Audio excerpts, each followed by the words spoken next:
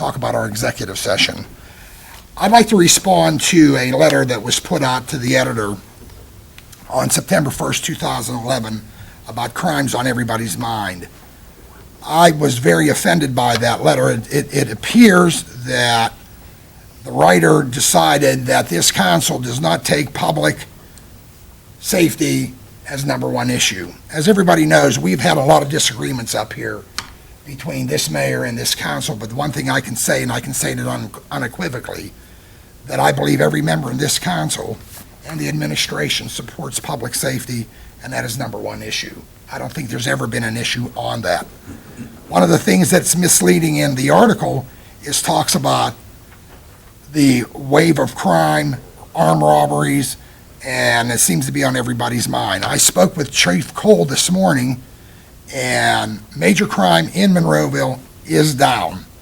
We've had a big rash of burglaries in 2010, and there is no question, and certainly most of that was due to the economy.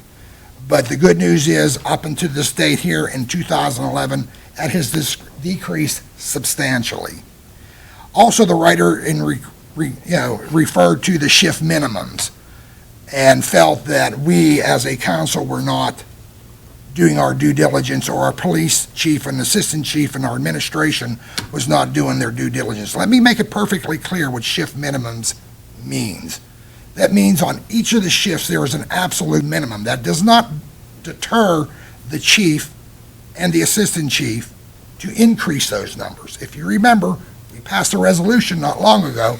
They cannot go below that. They can certainly raise above that.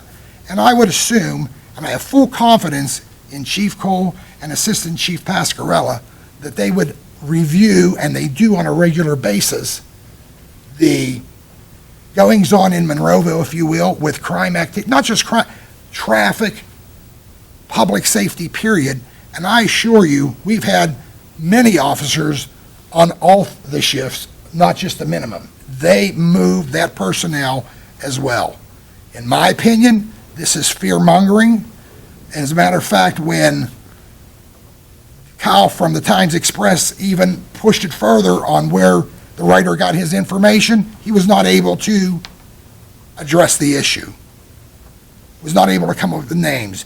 Did he talk to anybody in the police department? Did he talk to anybody on council? To the knowledge of Kyle, who called me as well, gave my opinion, and I asked him, was he able to come up with any names? He was not. So this is just fear-mongering. And I realize this is an election season.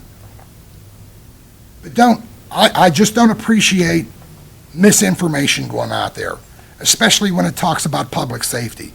Again, I'll say it again, and I'm going to move on to my last issue here. I've had a lot of disagreements with this council. They've had disagreements with me. But I think I can say this, and say this unequivocally. Everybody up here keeps public safety number one in their mind. So please, to any writer, just if you're going to put out information, put it out factually. That's just fear-mongering.